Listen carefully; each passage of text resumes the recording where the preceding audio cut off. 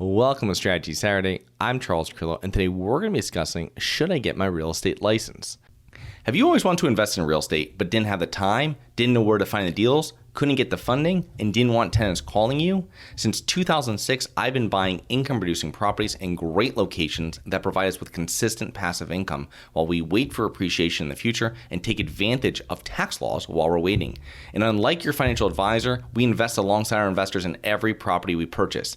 Check out investwithharborside.com. If you like the idea of investing in real estate, if you like the idea of passive income, partner with us at investwithharborside.com. That's investwithharborside.com.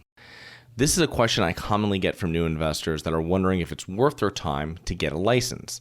I am a Florida licensed real estate agent. I'm not a realtor though. I got my license during the height of 2020 COVID. However, helping others buy and sell properties is not something I focus on, but having a license allows me to legally get paid on real estate deals, usually when I refer a buyer or seller to a realtor.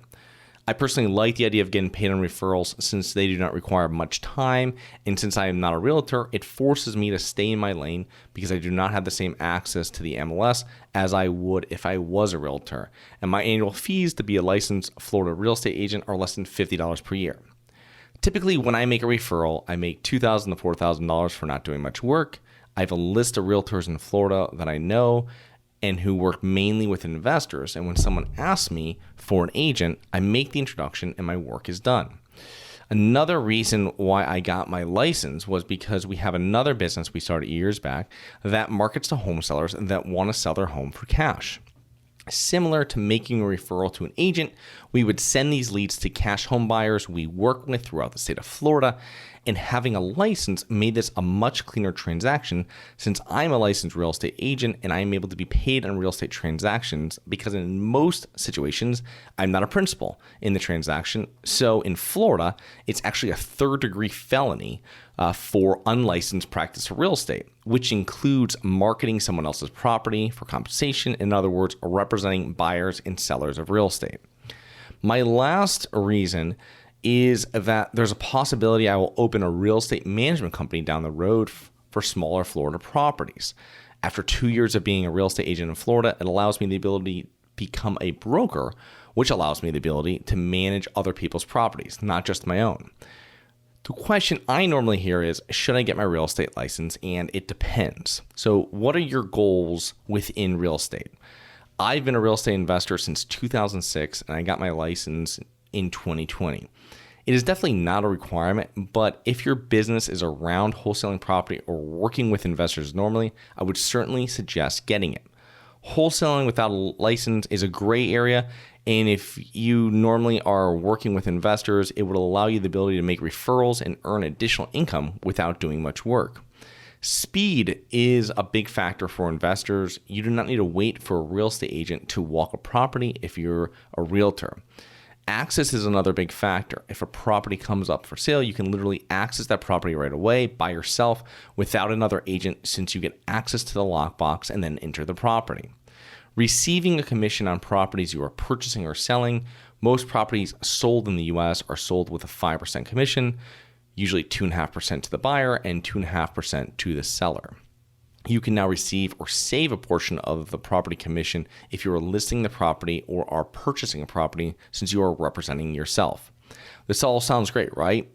Well, the downfall is that getting a license takes time. In Florida, you need to take a 63-hour course and then pass a state exam, which I imagine is pretty similar in other states.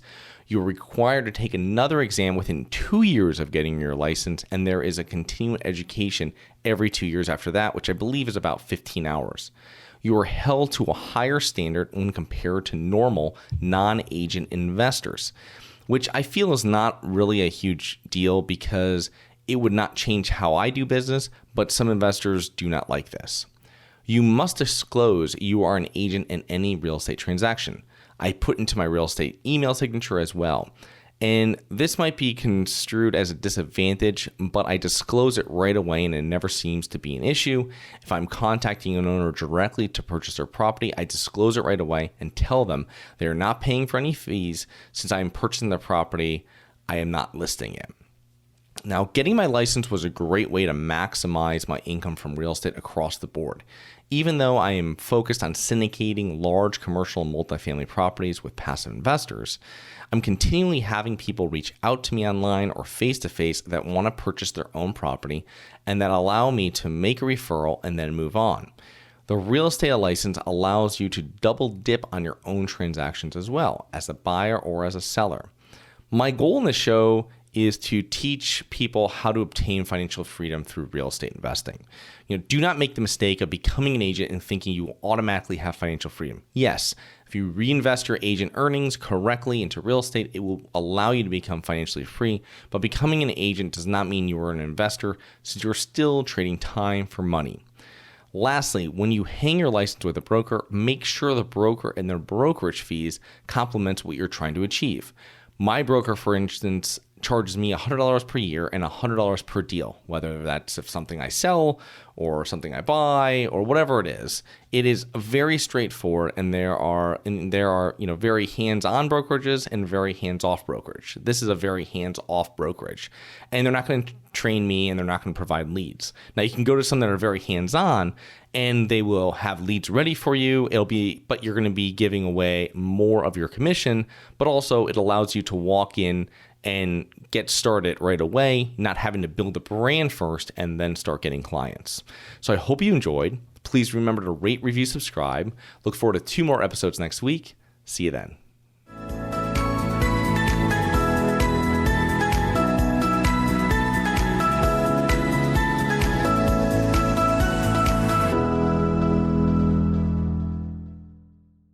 Nothing in this episode should be considered specific, personal, or professional advice. Any investment opportunities mentioned on this podcast are limited to accredited investors. Any investments will only be made with proper disclosure, subscription documentation, and are subject to all applicable laws. Please consult an appropriate tax, legal, real estate, financial, or business professional for individualized advice. Opinions of guests are their own. Information is not guaranteed. All investment strategies have the potential for profit or loss. The host is operating on behalf of Syndication Superstars, LLC exclusively.